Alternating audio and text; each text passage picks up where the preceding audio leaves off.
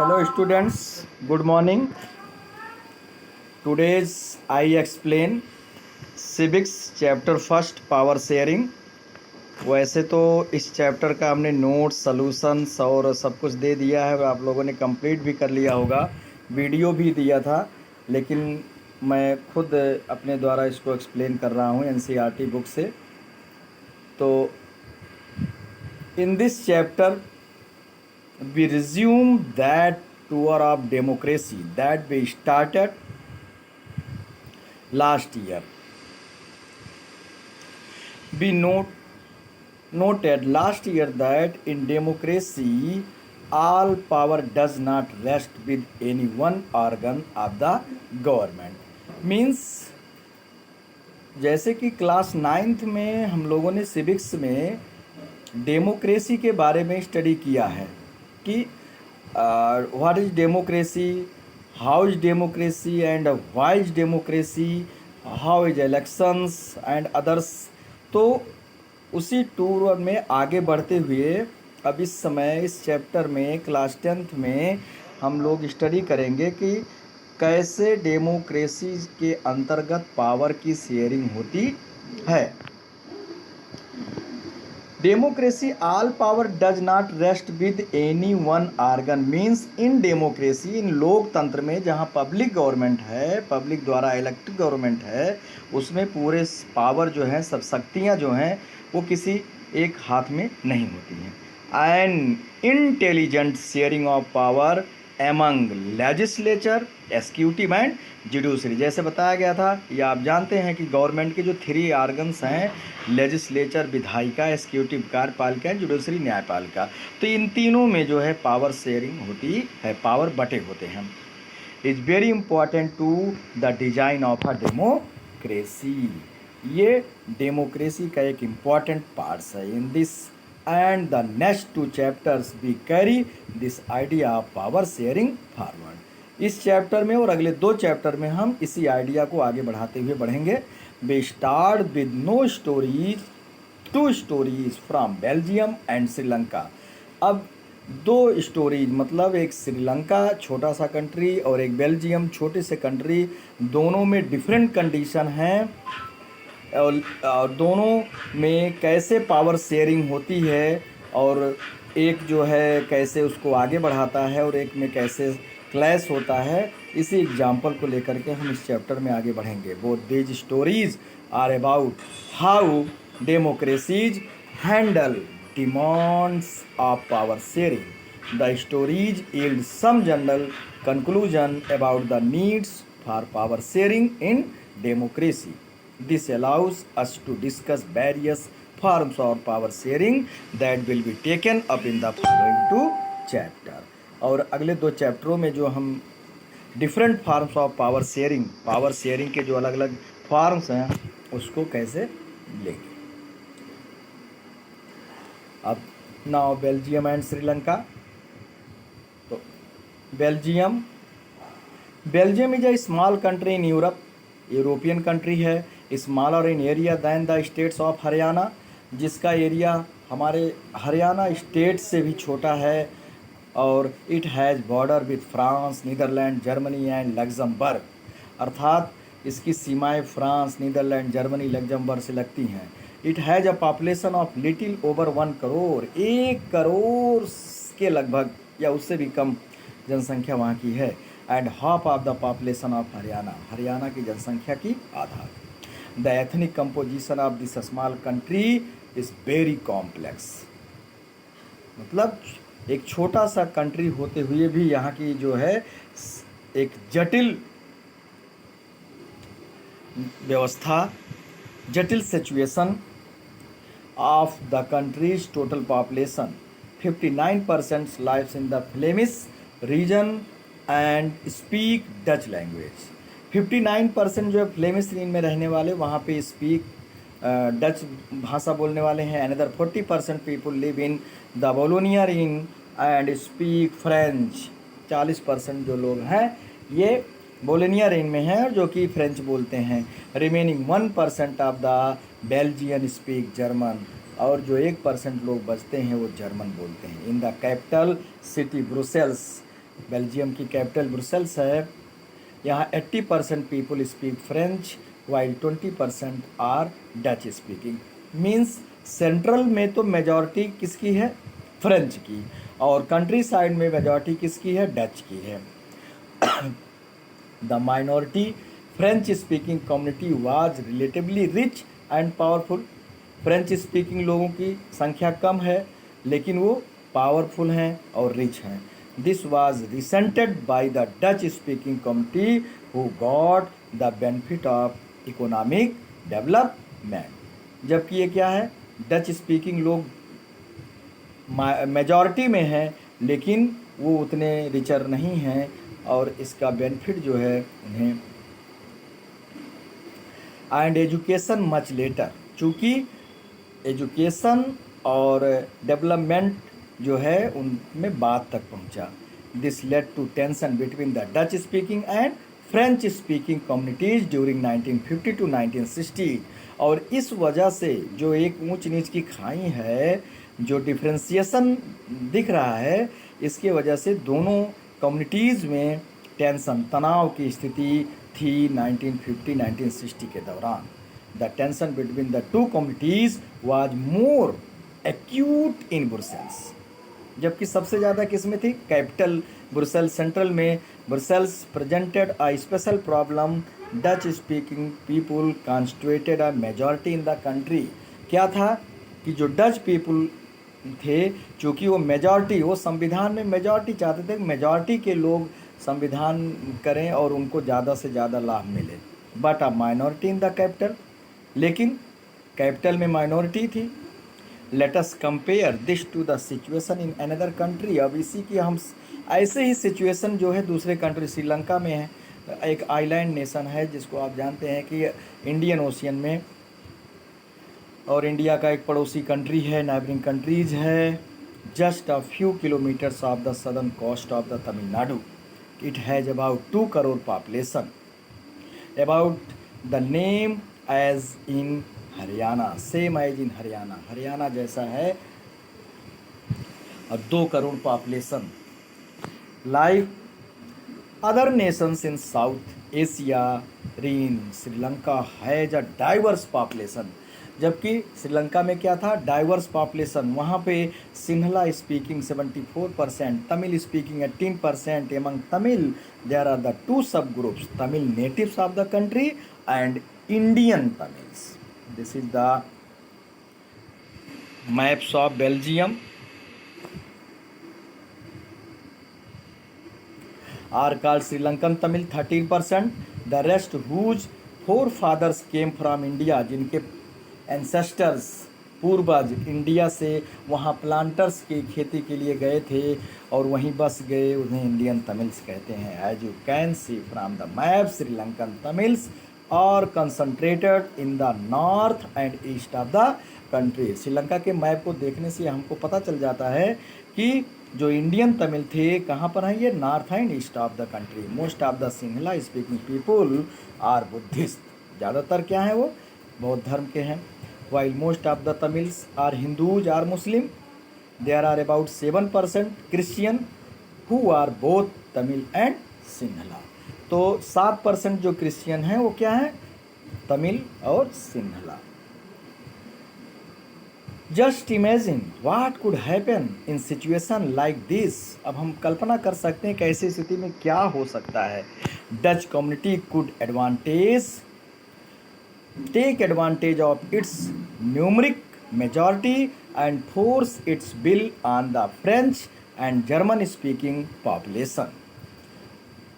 अगर चाहती Dutch community जो है वो एडवांटेज, चूँकि मेजॉरिटी में है, उसका लाभ ले सकती थी और फ्रेंच स्पीकिंग लोगों को फोर्स कर सकती थी रिमूव करने के लिए, and German speaking population.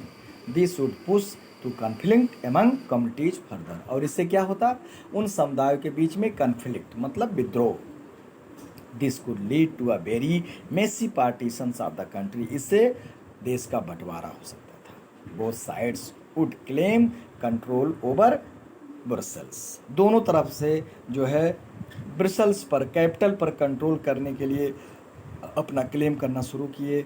In Sri Lanka Sinhala community enjoyed an even bigger majority, जबकि श्रीलंका में सिंहला कमिटी 76% जो थी वो अपने मेजॉरिटी का एंजॉय करना चाहती थी कि मेजॉरिटी हम हैं, हमको सबसे ज़्यादा गवर्नमेंट में पार्टीशन मिले, हम ही गवर्नमेंट बनाएं, हम ही कॉन्स्टिट्यूशन में हों, and even began majority and could impose its will on the entire country, और अपनी इच्छाओं को पूरे देश पर वो लादना चाहते थे।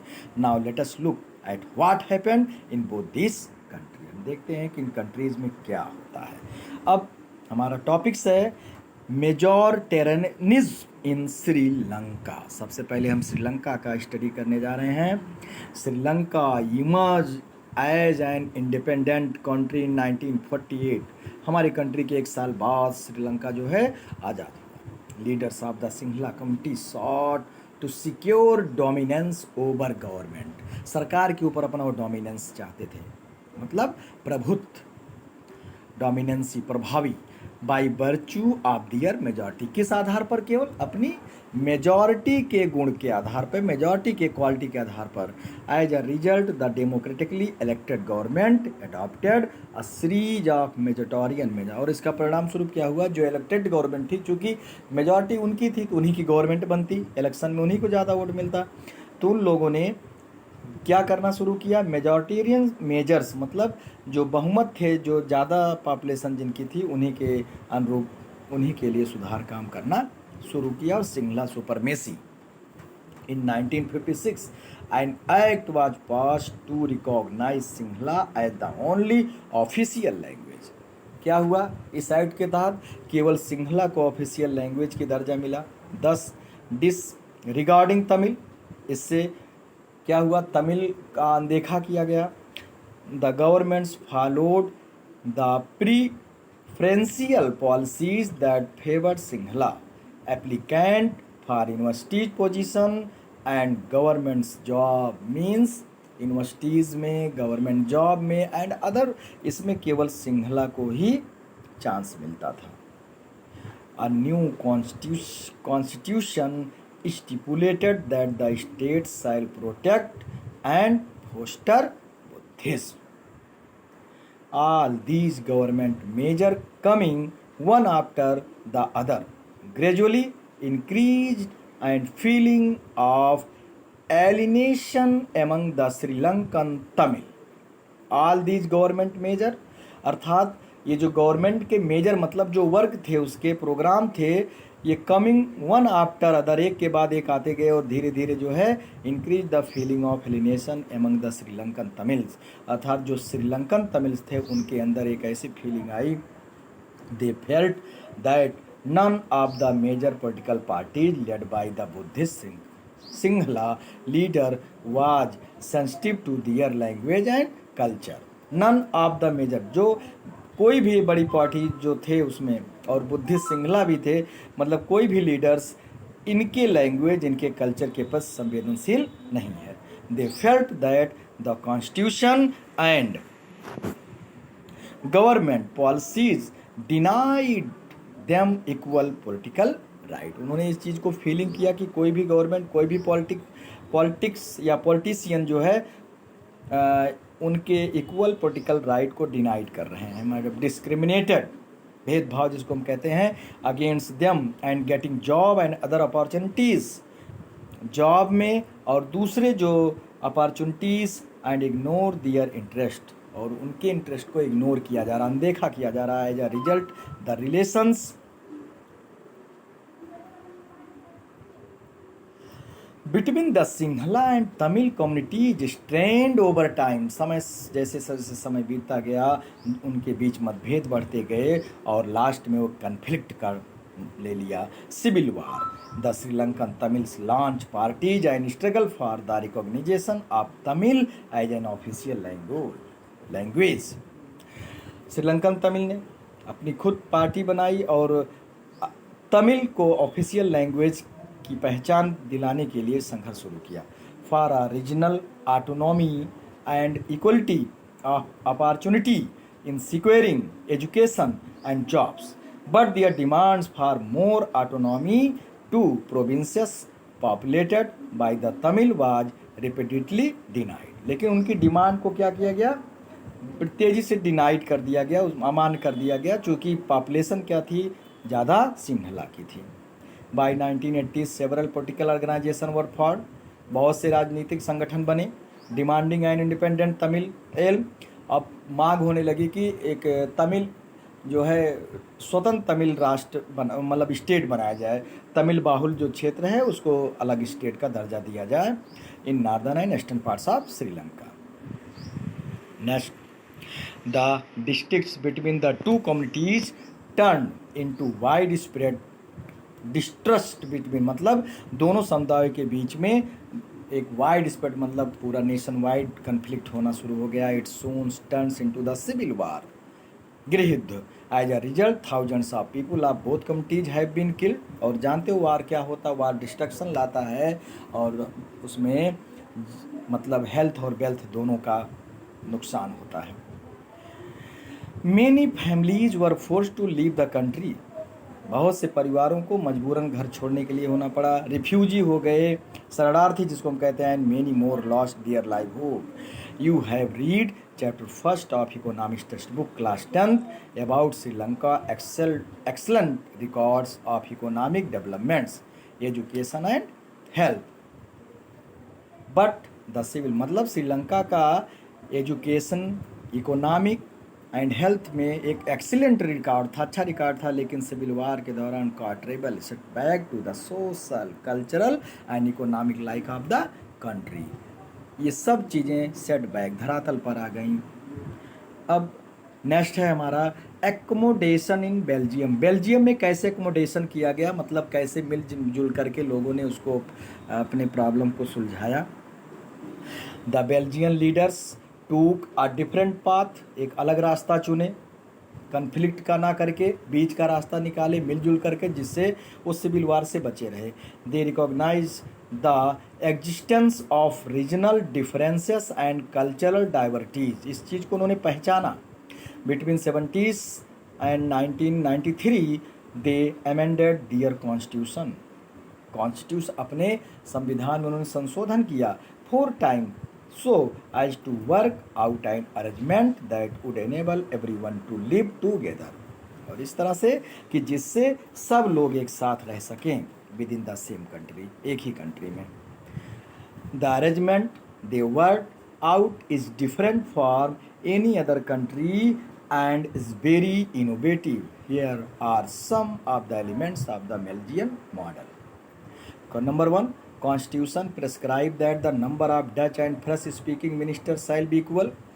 संविधान में संशोधन किया गया कि number of French and Dutch speaking, तो मतलब दोनों तरफ से मंत्रियों की संख्या बराबर होगी। सेंट्रल गवर्नमेंट में some special law required the supports of majority of members from each linguistic group.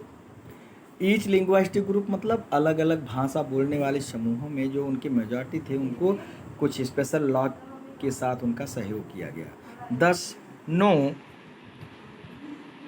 Single community and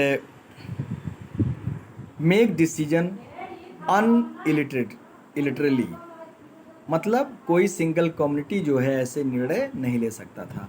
many powers of the central government have been given to state government, मतलब federalism की शुरुआत हुआ। संघीय ढांचा मतलब power sharing central government से state government को दिए गए।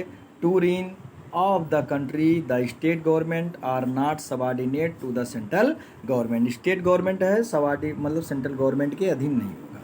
The Brussels has separate government, जबकि सेंटर में केंद्र में कैपिटल में एक अलग गवर्नमेंट बनाई गई दोनों समुदायों को मिला करके। हैव इक्वल रिप्रेजेंटेशन, दोनों की संख्या बराबर थी। The French speaking people accepted equal representation in Brussels because Dutch speaking community has accepted equal representation in the central government, मतलब फ्रेंच के लोगों ने इक्वल अपना पीपुल एक्सेप्ट इक्वल रिप्रेजेंटेशन और डच के दोनों, चूँकि कंट्री साइड में संख्या डच की ज़्यादा थी और सिटी जो है उसमें स्पीक फ्रेंच की संख्या ज़्यादा थी, तो दोनों ने आपसी कोऑपरेशन से स्थिति को संभालने में हेल्प किया।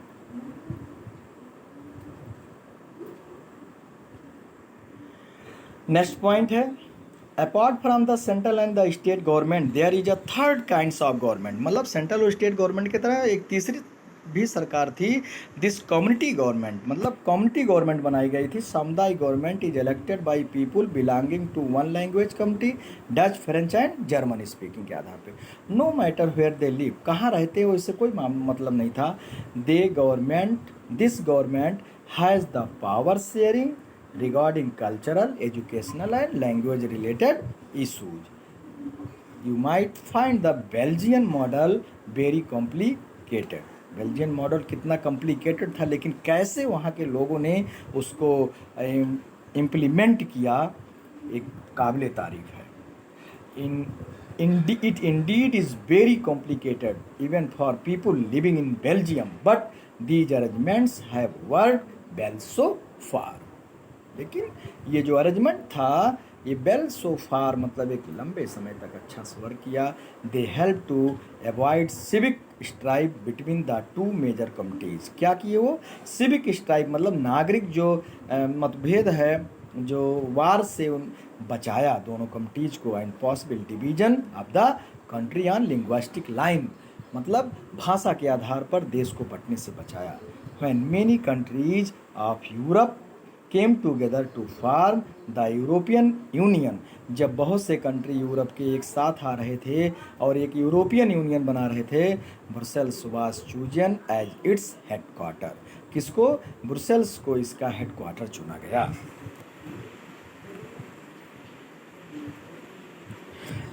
जैसे when our country independent 1947, then it divided in several riyasatein, means several crown prince state, princely states and other riyasat jamidar, near about 563, but in the efforts of our home minister Sardar Vallabhbhai Patel, they joined, they unite, they integrated the whole country as a one country, one nation, India. नहीं तो आज several states, several country होते India में और सब अपने आप में इंडिपेंडेंट होते। तो ऐसे ही बंटने से बचाया, सबको एक किया और एक संविधान के तहत लाया। What do we learn from these two stories of Belgium and Sri Lanka? क्या सीखा हमने? बोथ आर डेमोक्रेसी, दोनों लोकतांत्रिक प्रक्रिया थे, दोनों जगह लोकतंत्र था, फिर भी question of power sharing differently, लेकिन दोनों में पावर शेयरिंग, सत्ता का जो शक्तियों का बंटवारा था, अलग अलग था। Leaders have realise that the unity of the country is possible only by respecting the feeling and interest। जब बेल्जियम में क्या हुआ, बेल्जियम को वहाँ के लीडर ने रियलाइज़ किया कि देश की एकता तभी बचेगी जब हम एक दूसरे की फीलिंग को समझें, और श्रीलंका में उसके अपोजिट हुआ, केवल हम, तो उसमें बंटवारा मतलब हुआ, कन्फ्लिक्ट हुआ, वार हुआ, कितने नुकसान हुए। सच as the realization resulted in mutually cooperation arrangements for sharing power. Sri Lanka shows us a contrasting example. It shows us that if a majority community want to force its dominance over other, मतलब जो बहुमत है, बहुमत वाले जो लोग हैं, ज़्यादा संख्या में जो हैं, अगर वो अपने केवल डोमिनेंशियंस को शो करेंगे तो इससे क्या होगा, दूसरे को रिफ्यूज करेंगे, इग्नोर करेंगे to share power, it can undermine the unity of the country. इससे क्या होगी, देश की एकता को खतरा होगा। Why power sharing is desirable, next heading है हमारा कि पावर शेयरिंग क्यों डिजायरेबल है। डिजायरेबल एंड अनडिजायरेबल, जैसे आप जानते हैं कि जो वांछनीय होता है मतलब ज़रूरी क्यों है, तो two different sets of reason can be given in favour of power sharing. Firstly power sharing is good because it help to reduce the possibility of conflict. Number एक क्या है, इसके दो डिफरेंट रीजन है, एक दो पहलू हैं, एक अच्छा ही और एक बुरा।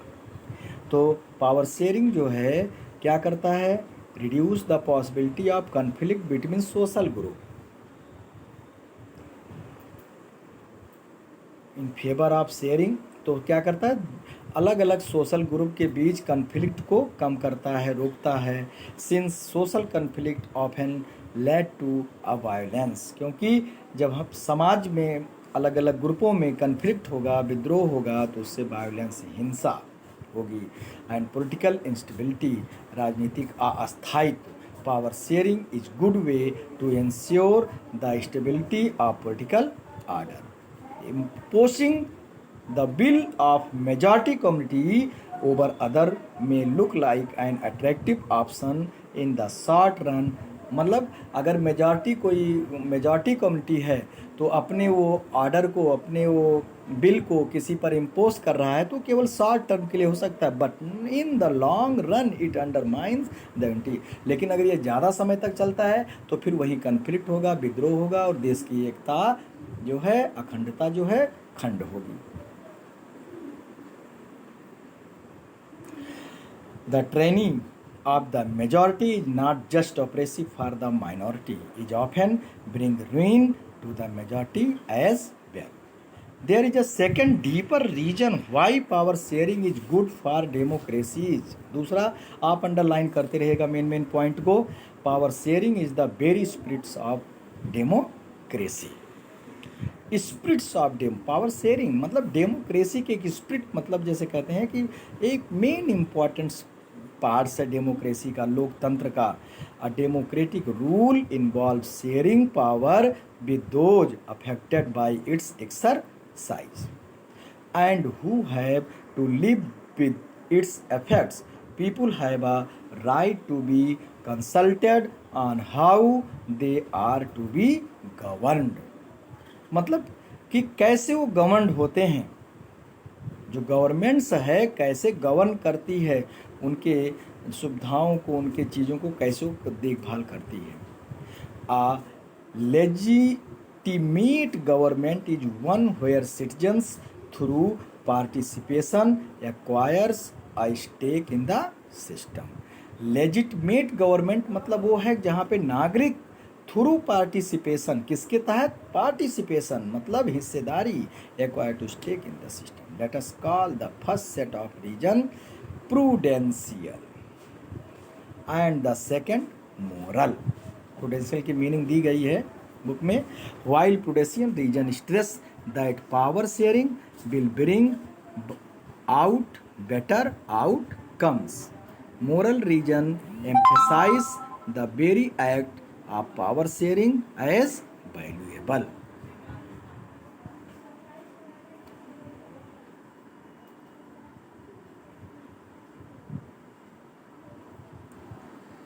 नेक्स्ट पॉइंट्स हमारा है forms of power sharing. Important points है।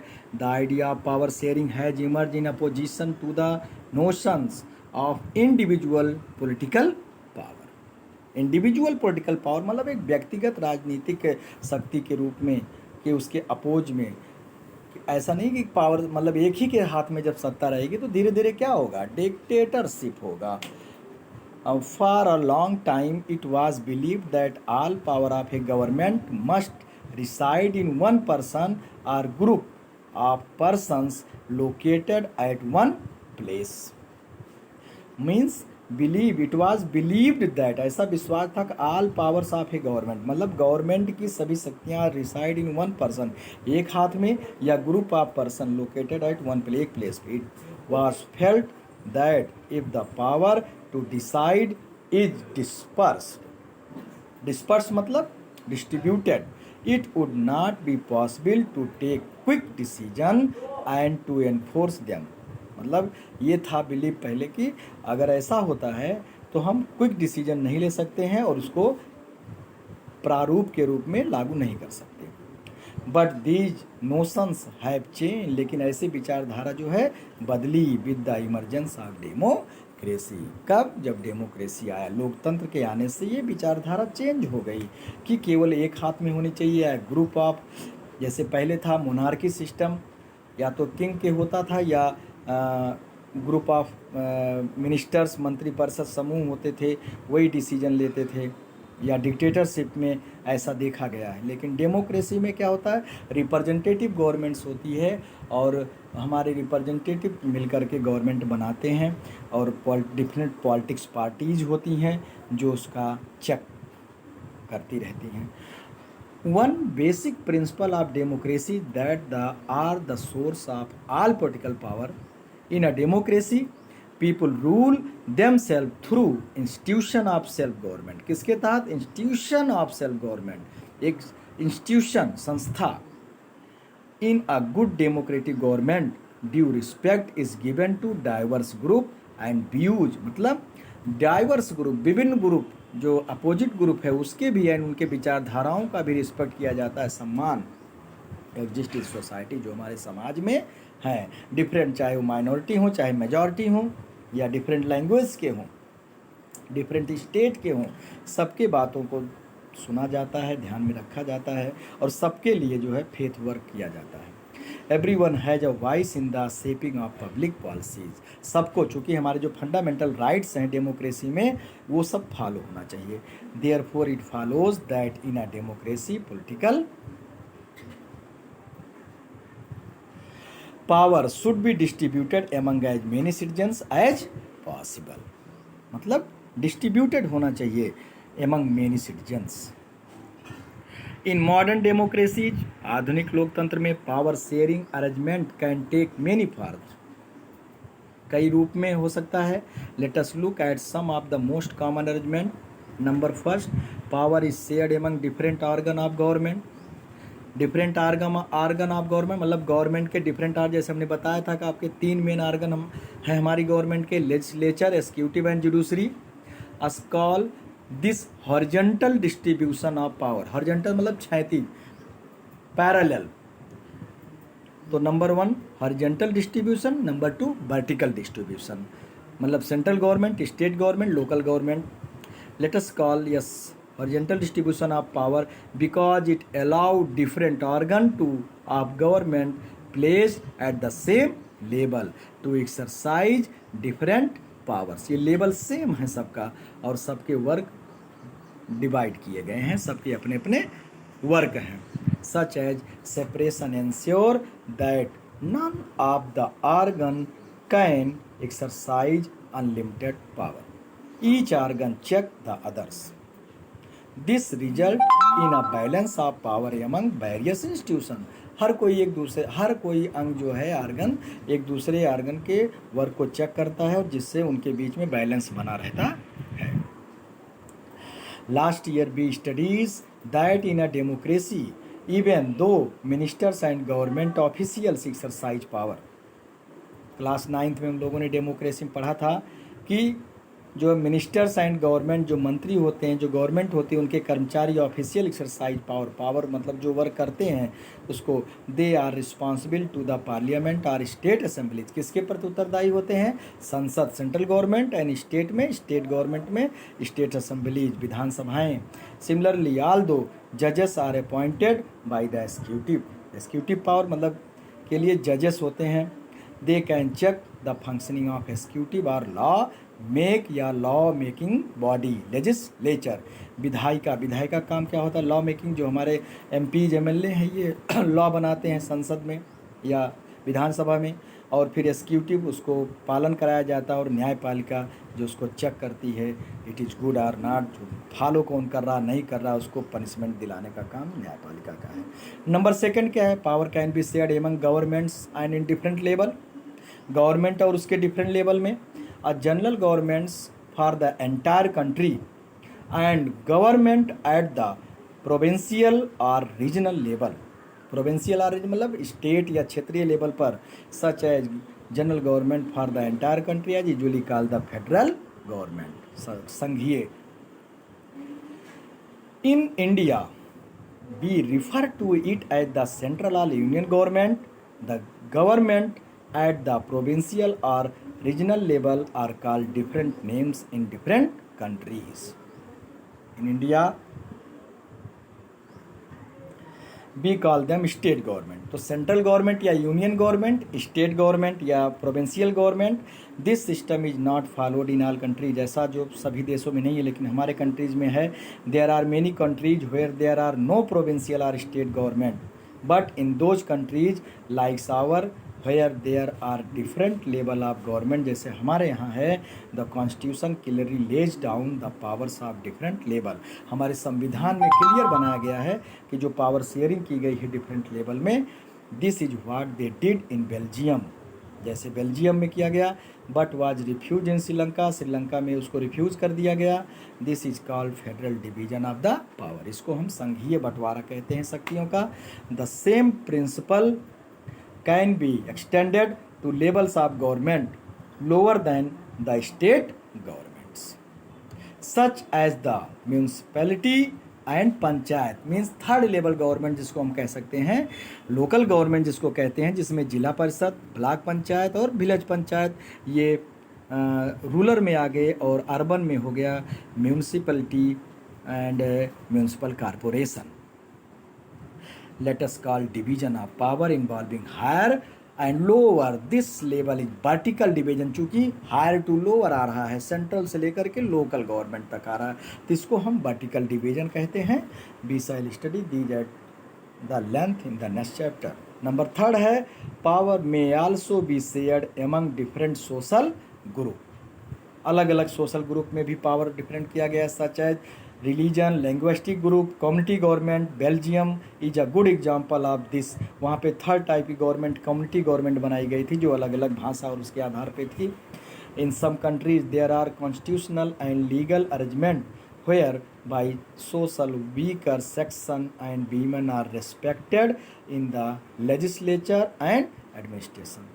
Last year means class 9th में भी study the system of reserve constituencies. हमने पॉलिटिकल इलेक्टोरल पॉलिटिक्स और उसमें रिजर्वेशन में पढ़ा था कैसे जो है SC STs एंड वीमेंस को रिजर्वेशन दिया गया है इलेक्शन में and other assembly, parliament and panchayat सीटों में।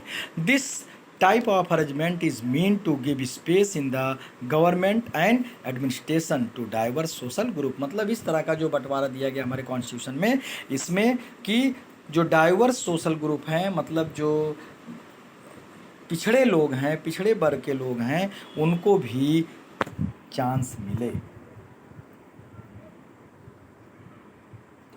would feel alienated, जो अपने को सरकार या गवर्नमेंट से एलिनेटेड मतलब सेपरेट मानते हैं। This method is use to give minority communities a fair share in power. इससे माइनॉरिटी कम्युनिटीज़ मतलब जो अल्पसंख्यक लोग हैं उनको भी पावर में हिस्सेदारी मतलब सरकार में हिस्सेदारी का मौका मिलता है। We shall look at various ways of accommodating social diversity. 4 type का पावर शेयरिंग है, political parties, pressure group and movements. Control or influence those in power. In a democracy, the citizen must have freedom to choose among various the contenders for powers. अलग अलग तरीके हैं चुनने के। In contemporary democracies, this take the form of competition among different parties. मतलब अलग अलग parties बनाने का, अलग अलग ग्रुप बनाने का सबको है। Such competition ensure the power does not remain in one hand। और इससे क्या होता है कि शक्ति जो है मतलब गवर्नमेंट केवल एक ही हाथ में रह सकती है, जो मेजॉरिटी में आएगा इलेक्शन के थ्रू वही गवर्नमेंट बनाएगा। Sometimes this kinds of sharing can be direct when 2 or more parties from an alliance to contest election। अब पार्टी के आधार पर single party country, 2 party country, more than multi, तो हम इंडिया मल्टी पार्टीज कंट्रीज हैं। America 2 parties है, China और ऐसे धीरे धीरे कंट्रीज जो इसमें सिंगल पार्टीज हैं। इफ़ दियर अलायंस इलेक्टेड, और कभी कभी तो गठबंधन करके 1 2 3 4 पार्टियां मिल करके चुनती, जैसे हमारे यहाँ 2 बड़ा गठबंधन है NDA और UPA। They form a coalition government. क्या बनाते हैं, जैसे आज जो BJP गवर्नमेंट है वो NDA गवर्नमेंट है, कोलिएशन गवर्नमेंट है जो कि पहले से बना हुआ है, और कुछ तो इलेक्शन के बाद मिल करके शेयर करते हैं, जैसे आप डिफरेंट स्टेट में एग्जाम्पल देखे होंगे। जैसे अभी महाराष्ट्र में हुआ, लड़े थे अलग अलग इलेक्शन, लेकिन सरकार बनाने के लिए अलग अलग विभिन्न विचारधाराओं वाले पॉलिटिक्स लीडर पार्टियां मिलकर के सरकार बनाई। In a democracy, we find interest groups such as those of traders, businessmen, industrialists, farmers and industrial worker. They also will have share. इनको भी मौका मिलता है, ये भी पॉलिटिक्स में आ सकते हैं। And they also will have share government power either through participation in governmental committees or bringing influence on the decision making process. In Unit 3rd, we shall study the working of political parties, pressure group and social movements.